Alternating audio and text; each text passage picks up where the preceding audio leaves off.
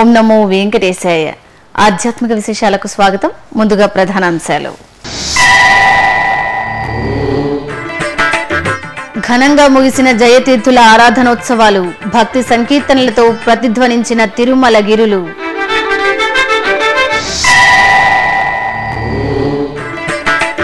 తిరుచానూరు క్షేత్రంలో ఆగస్టు 12న వరలక్ష్మీ వ్రతం, శ్రావణ మాసాన భక్తులకు సిరుల తల్లి దీవెనలు.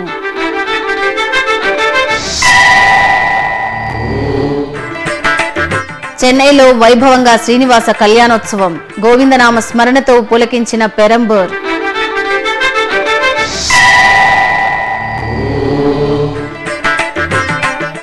సేవానిరతి అంకిత భావాలే ప్రధాన లక్ష్యం, తిరుమల శ్రీవారి సేవలో తరిస్తున్న భక్తలోకం. తిరుచానూరు శ్రీ పద్మావతి అమ్మవారి ఆలయంలో ఆగస్టు 12వ తేదీ వరలక్ష్మి వ్రతాన్ని వైభవంగా నిర్వహించనున్నారు. ప్రతి ఏటా శ్రావణ మాసం 2వ శుక్రవారం తిరుచానూరు క్షేత్రంలో వరలక్ష్మి వ్రతాన్ని నిర్వహించడం సంప్రదాయంగా వస్తోంది. ఈ వ్రతంలో పాల్గొనే భక్తుల కోసం ఈ నెల 27వ తేదీ నుంచి దేశవ్యాప్తంగా ఉన్న టీటీడీ ఈ దర్శన్ కౌంటర్లలో 200 టికెట్లను టీటీడీ అందుబాటులోకి తెస్తోంది. వరలక్ష్మి వ్రతంలో పాల్గొనే భక్తులు 500 రూపాయలు చెల్లించాల్సి ఉంటుంది. వరలక్ష్మి వ్రతం సందర్భంగా ఆగస్టు 12వ తేదీ అభిషేకానంతర దర్శనం, లక్ష్మీ పూజ, కళ్యాణోత్సవం, ముంజల్ సేవలను టీటీడీ రద్దు చేసింది. తిరుమలలోని ఆస్థాన మండపంలో శ్రీ జయతీర్థుల ఆరాధనోత్సవాలు ఘనంగా నిర్వహించారు. 3 రోజుల పాటు నిర్వహించిన ఈ ఉత్సవాలలో చివరి రోజైన సోమవారం 3000 మంది దాస సాహిత్య ప్రాజెక్ట్ కళాకారులు భక్తి సంకీర్తనలు ఆలపిస్తూ భజనలు చేశారు.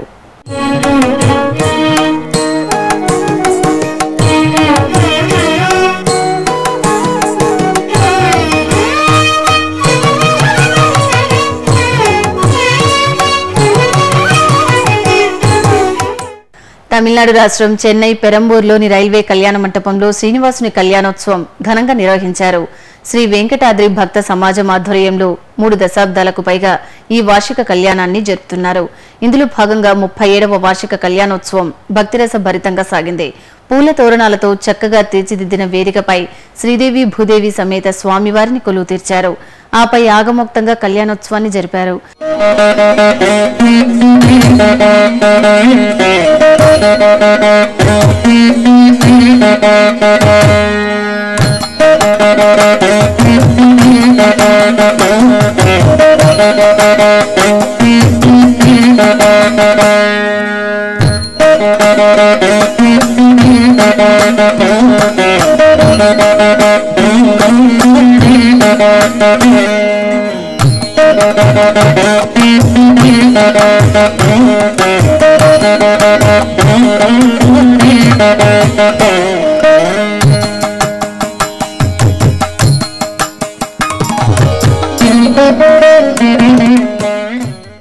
అందుకు ముందు సుగంధ ద్రవ్యాలతో స్నాపన తిరుమంజనం చేశారు.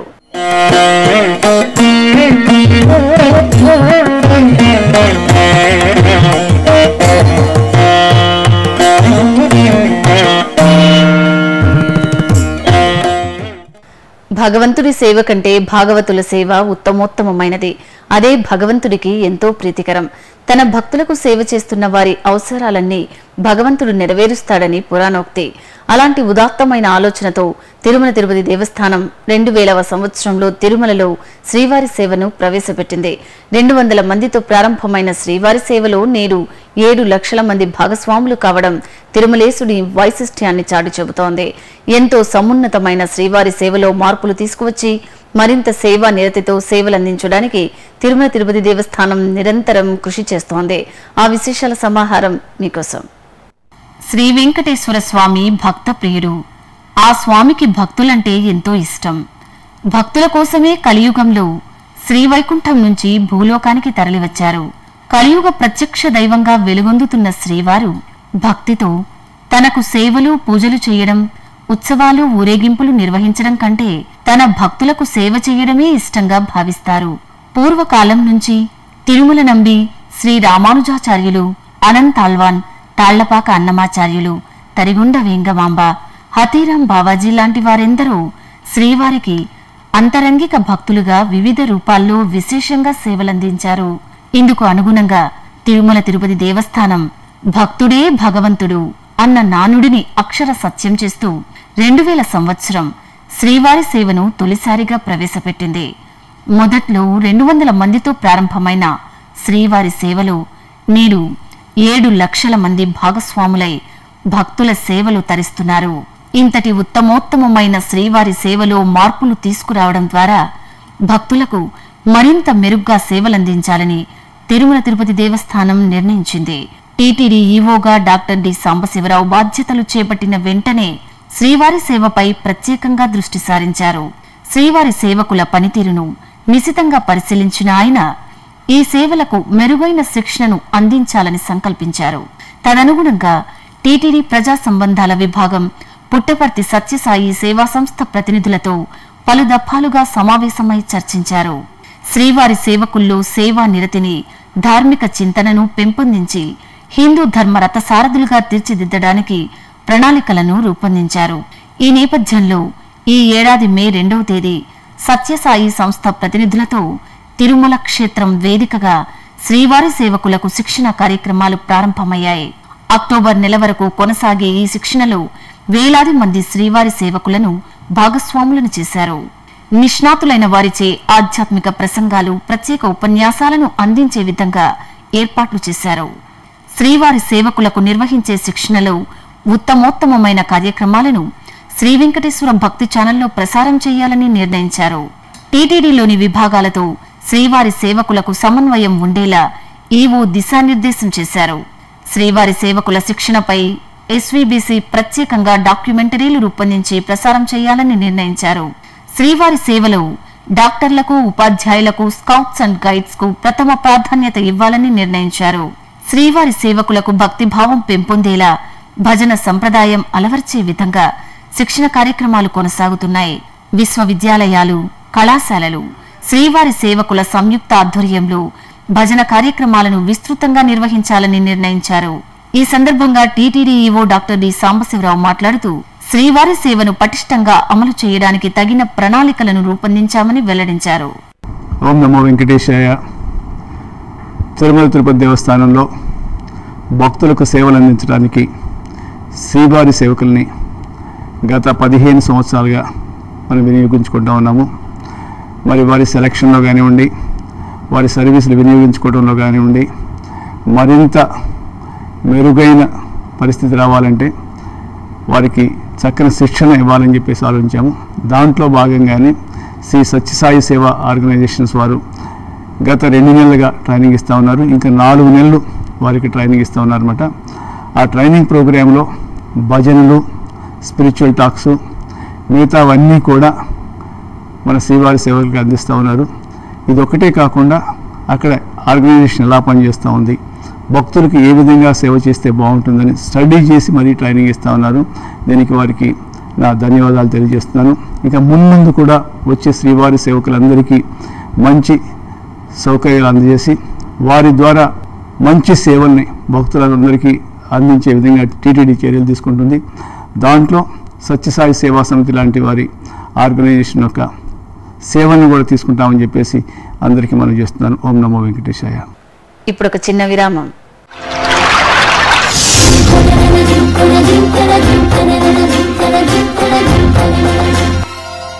కృష్ణమ్మ అపూర్వ జలరాశుల ప్రవాహం, 4 రాష్ట్రాల ప్రజలకు ప్రాణాధారం.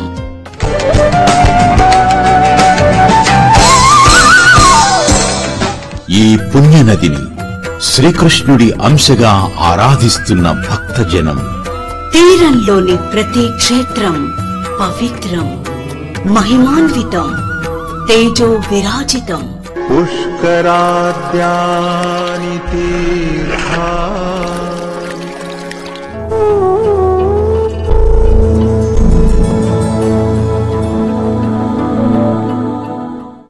నదీ గమనమున ఎన్నెన్నో జీవజాతులు, అభయారణ్యాలు, అద్భుత జలాశయాలు, అలనాటి రాచరికపు ఆనవాళ్లు.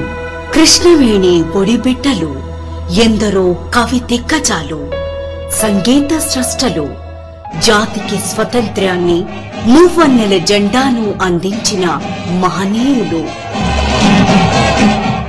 కళలకు కాణాచి ఈ కృష్ణవేణి పుష్కర వాహిని. సర్వమంగళనామ సీతారామ రామ.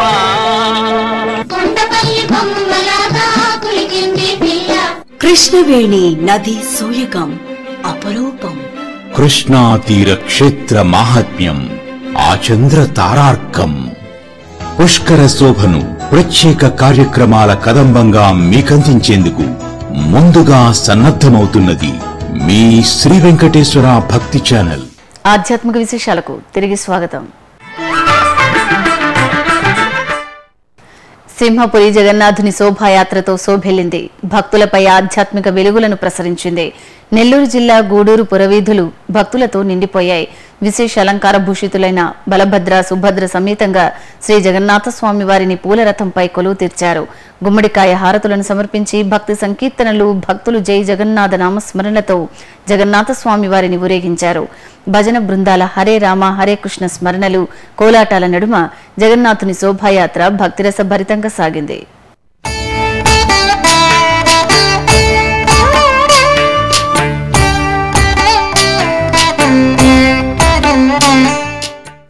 శివకేశవులు విరుల్లో భక్తులను కరుణించారు. కడప జిల్లా తాళ్లపాకలోని శ్రీ చెన్నకేశవ స్వామి, శ్రీ సిద్ధేశ్వర స్వామి వారి వార్షిక బ్రహ్మోత్సవాలు ముగిశాయి. ఈ సందర్భంగా స్వామివార్లకు ఆగమశాస్త్ర ప్రకారం పుష్పాభిషేకం జరిపారు. గణపతి పూజ, పుణ్యాహవాచనం చేసి తామర, గులాబీ, కనకాంబరాలు, జాజి, మల్లె, దవనం, బిల్వపత్రం తదితర వర్ణమయ పుష్పాలను బుట్టల్లో నింపుకుని ఊరేగించారు. తర్వాత చక్కగా ఏర్పాటు చేసిన వేదికపై చెన్నకేశవ, సిద్ధేశ్వరులను వేంచేపు చేసి మేళతాళాలు, మంగళ వాయిద్యాల మధ్యన పుష్పయాగం చేశారు. ఒకే వేదికపై శివకేశవులకు జరిగిన పుష్పాభిషేకాన్ని భక్తులు మనసారా దర్శించుకుని ధన్యులయ్యారు.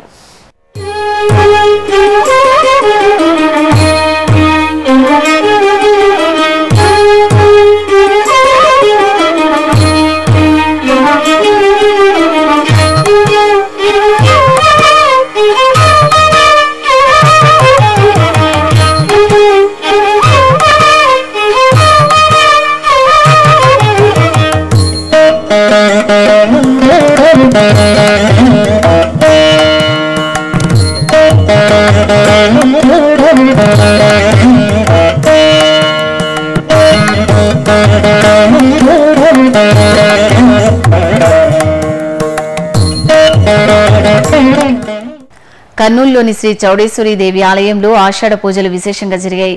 చల్లని తల్లిని వేడుతూ సువాసనులు కుంకుమార్చన, దీపోత్సవాన్ని భక్తి శ్రద్ధలతో జరుపుకున్నారు. అర్చకులు అమ్మవారిని పూలమాలలు, నిమ్మకాయల మాలలతో అలంకరించి హారతులిచ్చారు. తర్వాత భక్తులు అమ్మవారి ముందు బారులు తీరి మంగళప్రదాయిని చల్లంగా చూడమ్మా అంటూ అమ్మవారిని దీపోత్సవంతో అర్చించారు. రంగారెడ్డి జిల్లా సరూర్ నగర్ మండలంలోని శ్రీ రామలింగేశ్వర, శ్రీ రాజరాజేశ్వరి దేవి అమ్మవారి ఆలయం శాఖ శోభితంగా కనువిందు చేసింది. అమ్మవారు శాకంబరి అలంకారంలో భక్తులను కటాక్షించారు. బెండకాయలు, పచ్చిమిరపకాయలు, క్యారెట్, దొండకాయలు, నిమ్మకాయలతో తీర్చిదిద్దిన తోరణాలు ఆకట్టుకున్నాయి. అలాగే ఆలయాన్ని వివిధ రకాల కూరగాయలతో అందంగా అలంకరించారు. అమ్మవారిని శాఖల్లో దర్శించుకుని భక్తులు తరించారు.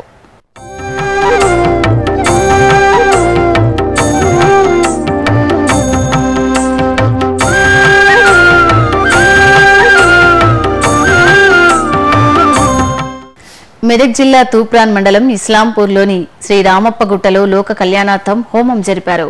తొలుత పరమశివునికి మహాన్యాసపూర్వక శతరుద్రాభిషేకం చేశారు. తర్వాత నవగ్రహ చండీ హోమం చేసి పూర్ణాహుతి సమర్పించారు.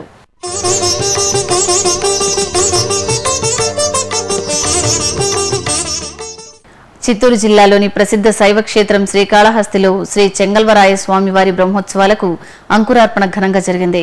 వాయులింగేశ్వరుడు వెలసిన శ్రీకాళహస్తిలో చెంగల్వరాయుడి ఆలయం కూడా ఎంతో ప్రసిద్ధి చెందింది. ఏటా ఈ ఆలయంలో బ్రహ్మోత్సవాలు నిర్వహించడం ఆనవాయితీ. ఈ మేరకు స్వామివారి బ్రహ్మోత్సవాల అంకురార్పణలో భాగంగా కలశ స్థాపన, కలశ ఆరాధన చేసి శాంతి హోమాన్ని చేశారు. ఆపై చెంగల్వరాయుడి ఉత్సవాలకు అంకురార్పణ జరిపారు.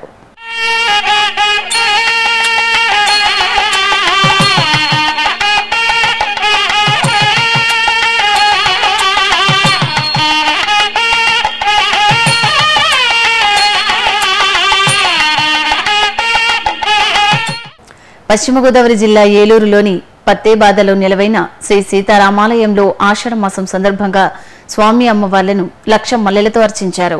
ఆలయ ప్రాంగణంలో నిర్వహించిన ఈ కార్యక్రమంలో మహిళలు పెద్ద సంఖ్యలో పాల్గొని స్వామి అమ్మవార్ల ఆశీస్సులు అందుకున్నారు.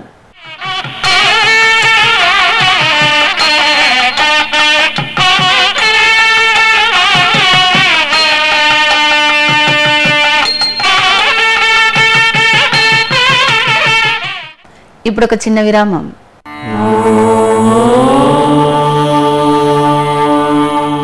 మానవ సేవే మాధవ సేవ అనే మహత్తర ఆశయంతో వికలాంగులైన వారికి ఎముకలు, కీళ్లు, వెన్నెముక సంబంధమైన గాయాలతో బాధపడే నిరుపేదలైన రోగులకు పూర్తి స్థాయిలో ఉచితంగా సేవ చేయడానికి అత్యాధునిక పరికరాలతో బర్డ్ సంస్థను స్థాపించి బర్డ్ ట్రస్ట్ ను నిర్విరామంగా నడుపుతోంది తిరుమల తిరుపతి దేవస్థానం.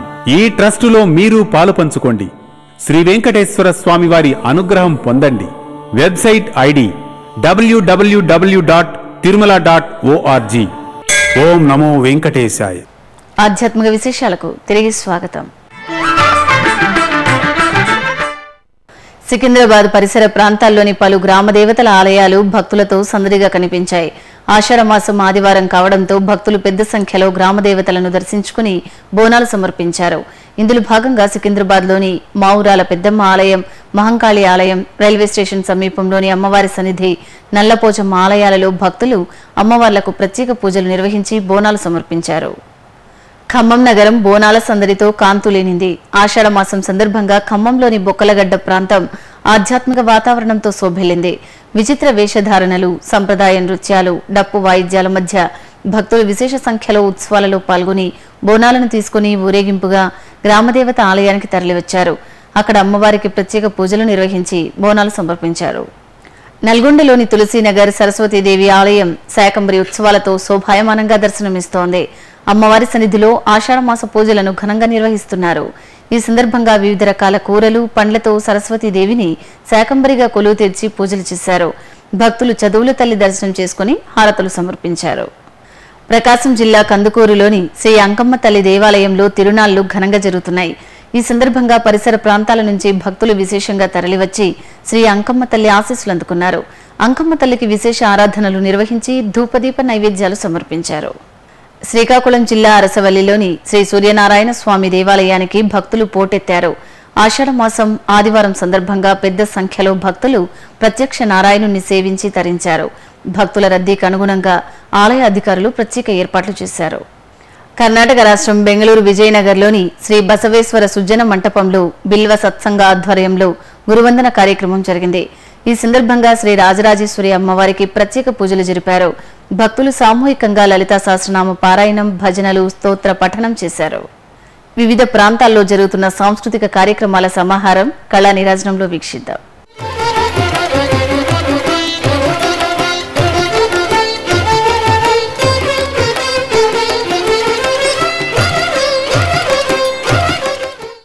తిరుమలలోని ఆస్థాన మంటపం వేదికపై ఆదివారం సాయంత్రం బెంగళూరుకు చెందిన డాక్టర్ సరస్వతి బృందం ప్రదర్శించిన నృత్యార్చన శ్రీవారి భక్తులను అలరించింది.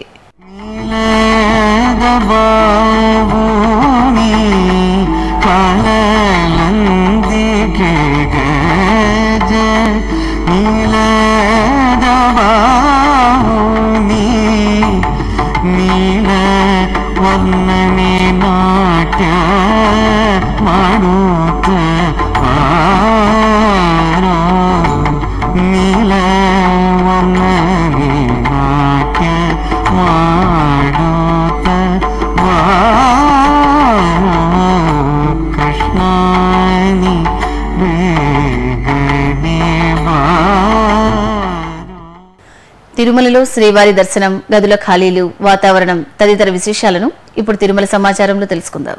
ఇప్పటి వరకు అందిన సమాచారం మేరకు 32,000 మంది భక్తులు శ్రీవారి దర్శనం చేసుకున్నారు.